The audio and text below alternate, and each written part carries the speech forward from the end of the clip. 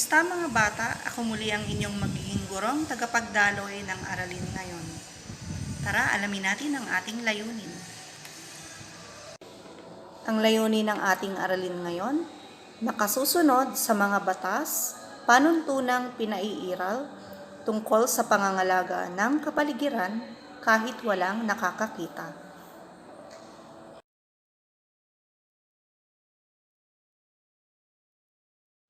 Para sa ikatlong markahan, ika-4 na linggo ng Grade 4 ESP. Layunin, nakasusunod sa mga batas, panuntunang pinaiiral tungkol sa pangangalaga ng kapaligiran kahit walang nakakakita. Ang disiplina ay kakambal ng kabutihan. Ang taong may sariling disiplina ay gumagawa kung ano ang mabuti at mainam para sa lahat. Ang taong may disiplina ay kahanga-hanga at mayroon ding maayos na kinabukasan. Ang pagkakaroon ng sariling disiplina ay bunga ng positibong pagtugon sa kung ano ang magandang ibinubulong ng sariling konsyensya. Kapag ang lahat ng tao ay may disiplina, nagdudulot ito ng katiwasayan sa lipunan at lubos na kaunlaran. Tayo na at pag-aralan natin.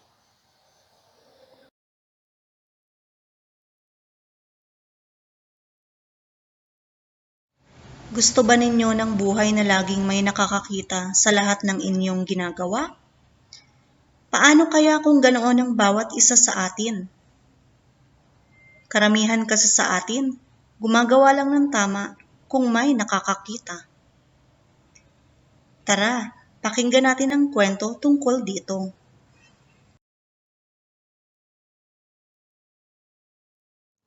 Ang pamagat ng ating kwento, kahit walang nakakakita, gumawa ng tama.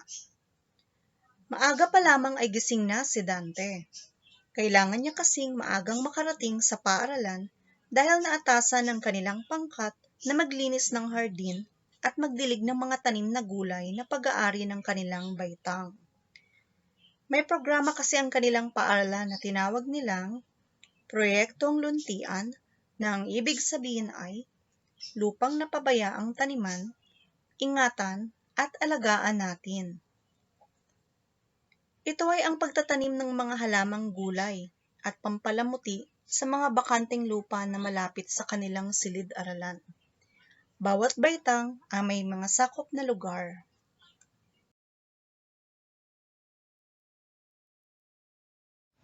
Pati ang mga pader ay hitik sa pananim dahil sa mga nakasabit na malalaking lata, makukulay na galon, pinunturahang mga bote ng soft drinks na may halaman, maging ang mga lumang bota tuwing tag-ulan at na may iba't ibang laki at klase ay ginamit at tinaniman.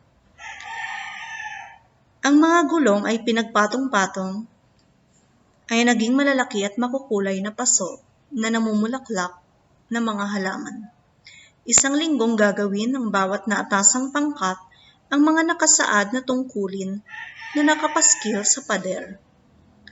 Nakasulat din sa pader ang mga tungkulin ng ilang nagpalistang parent volunteers na siyang gumagabay sa kanila sa tamang pagtatanim, paglilinis, pangangalaga at pagdidilig. Natutuwa si Dante dahil hilig niyang magtanim.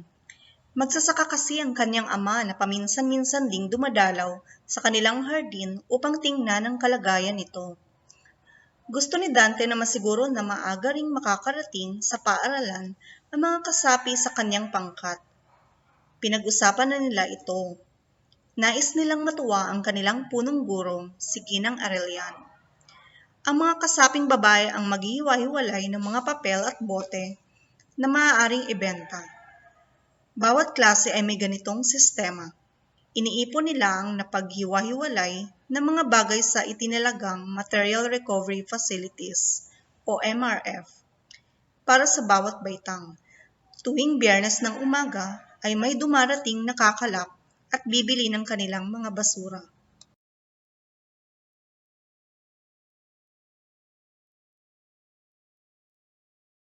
Iniipon nila ang mga napagbentahan sa alkansya ng kanilang klase at ito ay maaari nilang gamitin sa pangangailangan sa kanilang silid-aralan. Para sa kanilang Christmas party kung saan ay nagkakaroon sila ng masayang noodle party kasama ang kanilang guro. Tinawag naman nila ang programang ito na Project Tacos of Trash as Cash One Segregated. Ganito sila kasipag araw-araw, otomatikong kumikilos para sa dalawang nabanggit na proyekto ng paaralan. Sinimulan nila ang mga proyektong ito 2 taon na ang nakakaraan mula nang magsimulang mamuno ang kanilang punong guro.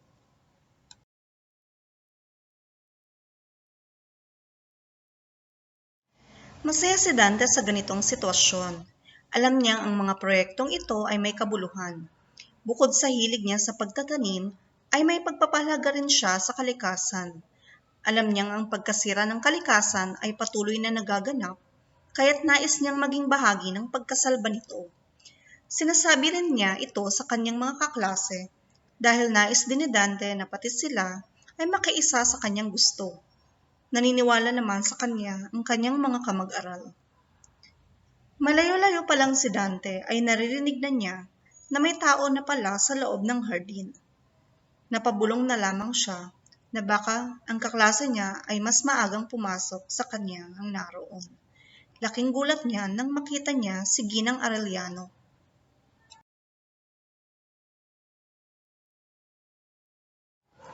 O Dante, nandyan ka na pala. Magandang umaga sa'yo. Bati ni Ginang Arellano.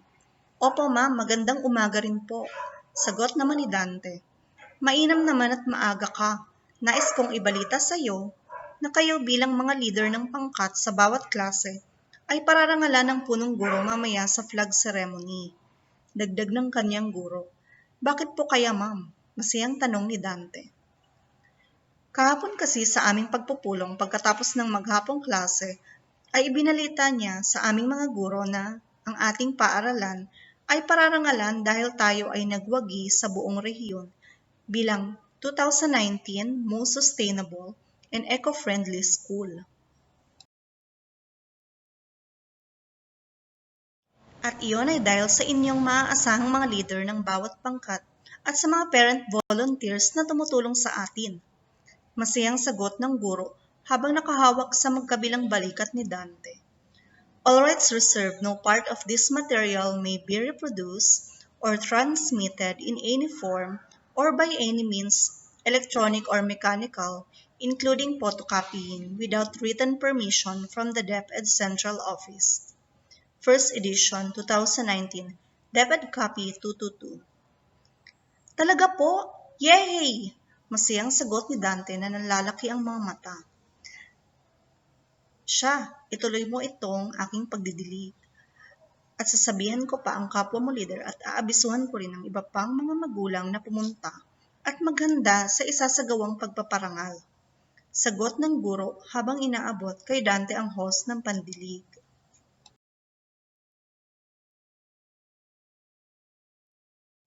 Habang nagdidilig ay parang nakalutang sa hangin ang diwa ni Dante. Masaya siya, masayang masaya, at alam niyang hindi mababayaran ni naman ang kasiyahang iyon. Gusto niyang ipagpatuloy pa ang kanyang nasimulan. Kahit walang nakakakita, ay patuloy niyang isasagawa ang adhikain patuloy niyang sinasabi sa kanyang mga kamag-aral.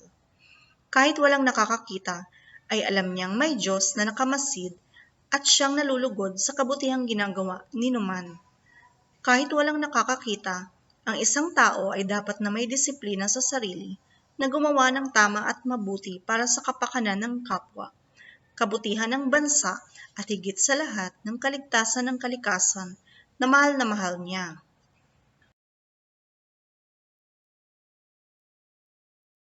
At dito nagtatapos ang ating kwento.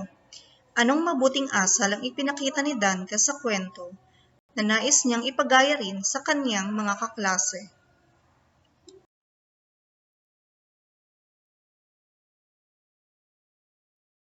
Tulad ni Dante, bakit kailangan nating gumawa ng kabutihan sa kapaligiran kahit walang nakakakita?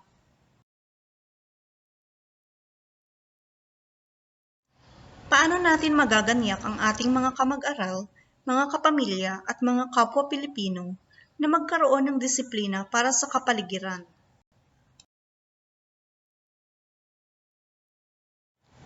Kung ikaw ay isang leader ng inyong pamayanan, paano mo mapapasunod ang mga mamamayan para sa iyong mga proyekto ukol sa kapaligiran?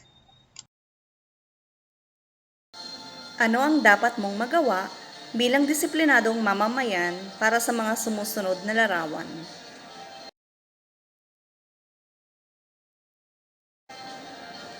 Tama, hindi ako magtatapon ng mga basura, gaya ng plastik, lalagyan, mga bote at iba pa.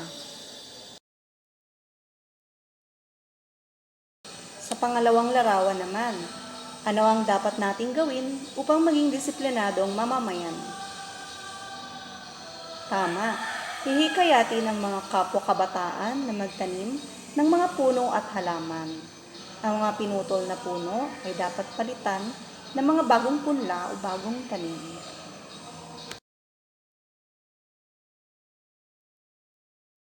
Sa ikatlong larawan naman mga bata, ano ang dapat nating gawin? Tama, iiwasan ko ang pagsusunog ng mga basura gaya ng plastik, mga bote, at iba pang bagay sapagkat ito ay nagdudulot ng polusyon sa hangin at masama sa kalusugan.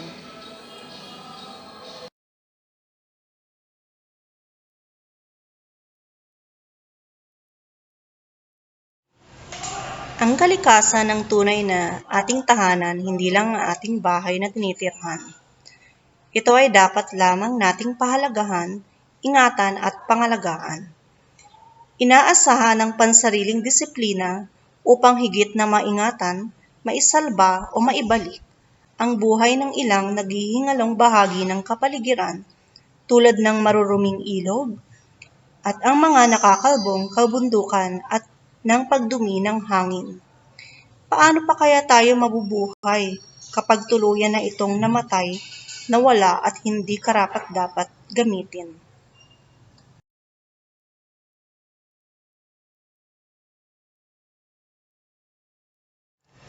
Nilalayo ng United Nations na tumaas ang bilang ng mga taong may koneksyon sa malinis at naiinom na tubig.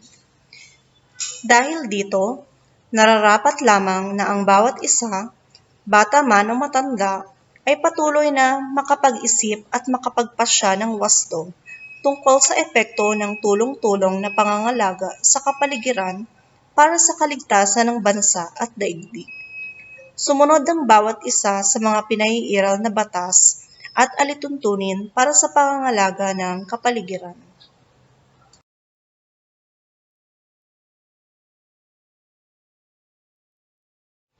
Bilang pakikiisa sa iba't ibang panawagan upang maibalik at mapanatili ang kagandahan at kalinisan ng kapaligiran, pinaiigting ang mga batas o panuntunang pinaiiral kung saan ang bawat mamamayan ay hinihikayat na gumalang at sumunod sa mga batas.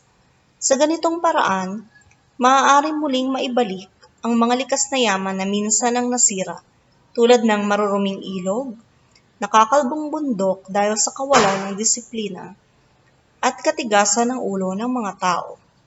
Kailangang maunawaan at maipamalas ng bawat tao ang pagkakaroon ng sariling disiplina sa pagmamahal sa kalikasan para mas maganda at kaaya-ayang pamayanan, mas maunlad na bansa tungo sa pandaigdigang pagkakaisa.